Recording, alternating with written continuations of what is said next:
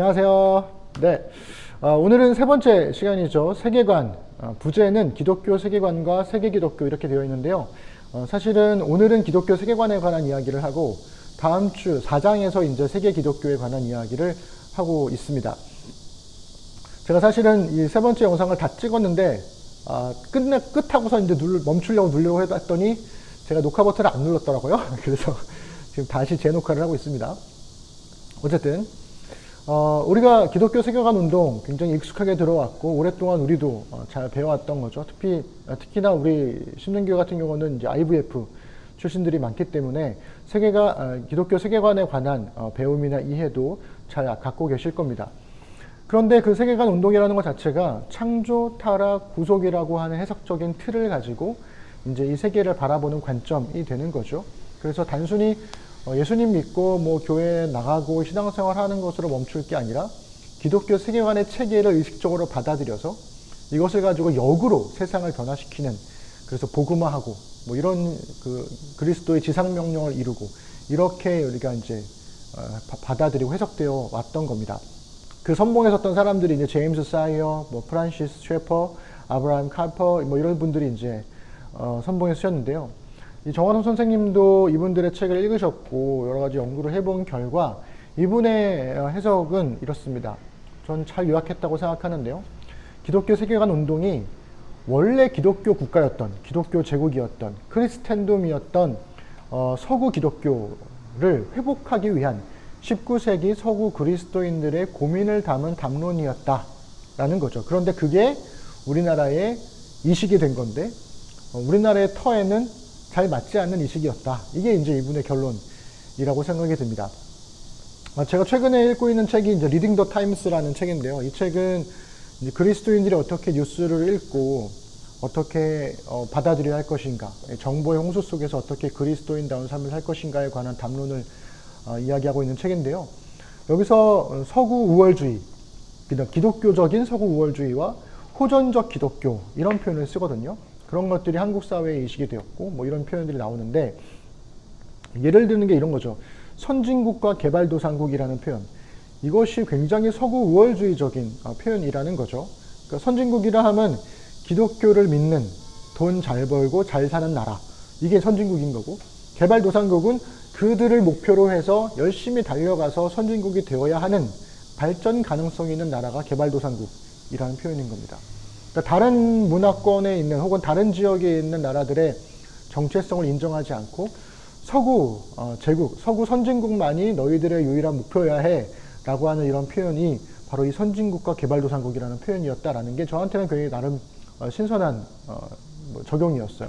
그러니까 우리 되게 편하게 썼잖아요. 선진국, 우리나라가 선진국 반열에 올라왔어, 개발도상국이었던 때가 있었는데 이런 표현들이 있었으니까요.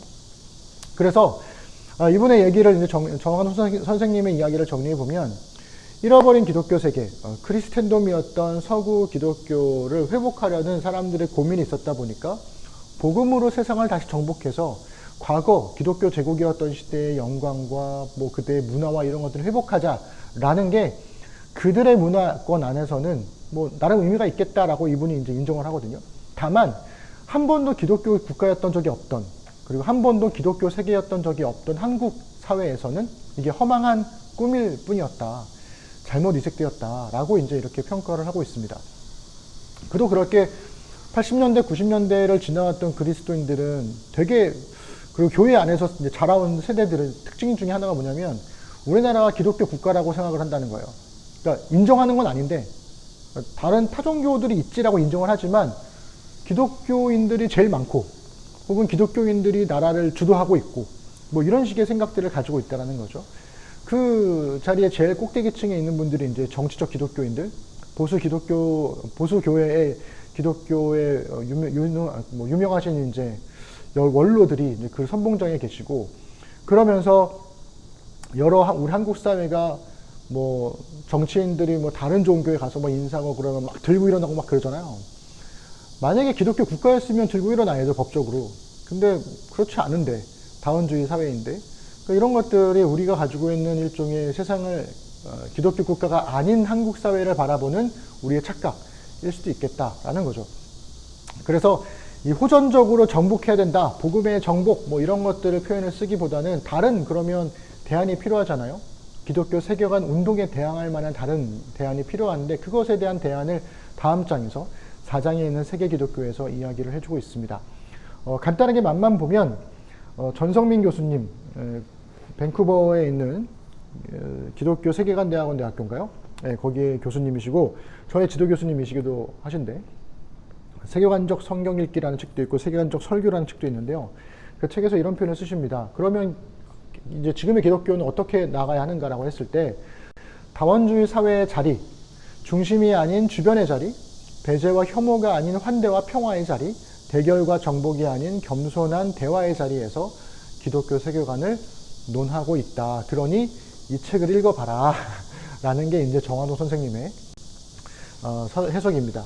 또 하나 좋은 책을 소개하자면 예전에 제가 예인교회 청년부 수련회 때도 이 복음의 공공성에 관한 복음이란 무엇인가에 관한 작은 수련회 때 소책자를 썼었는데요. 그때 인용했던 책이 미로슬라브 볼프의 광장에서 기독교라는 책입니다. 이 책도 보면 광장에 수많은 다른 타종교들이 있는데 그들과 함께 한 자리를 차지하고 있는 기독교가 어떻게 세상과 조우하며 그리고 공공선에 이바지할 것인가 이런 고민들을 풀어나가고 있는 책이거든요. 그 책도 기회가 되시면 꼭 한번 읽어보시면 좋겠습니다. 네, 일주일이 지났는데요. 어떻게 잘 읽고 계신지 모르겠습니다. 뭐 그저께도 말씀드렸지만 분명한 것은 책을 못 읽었다고 자책하거나 뭐 부끄러워하지 마시고 나눔이 제일 중요하다. 그래서 사실 내용은 다 몰라도 키워드 던져주면 사실 우리 하고 싶은 얘기가 막 술술 나오잖아요. 많으니까 그런 거에 대해서 나눔하시고 우리 주일날 만나도록 하겠습니다. 다음 주 월요일날 또 영상으로 만날게요. 안녕. 주일에 만나요.